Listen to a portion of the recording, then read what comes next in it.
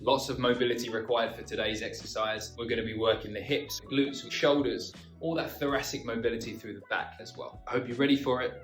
Let's go. We are going to start today seated. I want you to think about having your feet hip distance apart and then having your hand behind you so that you have your wrist pretty much over your shoulder if you were to straighten your chest up into that position there. Have those fingers pointing away from you.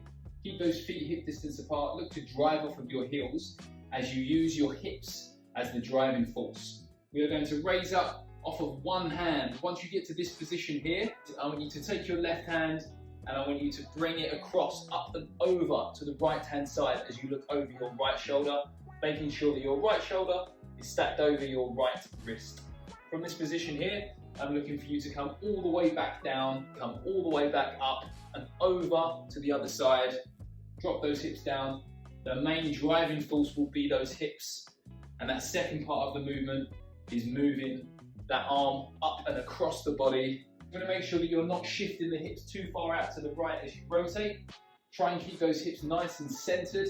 So we are working on a lot of shoulder mobility, we're working on a lot of glute strength, and like I said before, that T-spine. This is a great one to do on days that you're feeling a little bit stiff, as it really opens up the front and the back of the body as you take it through its full range of motion. I hope that was helpful.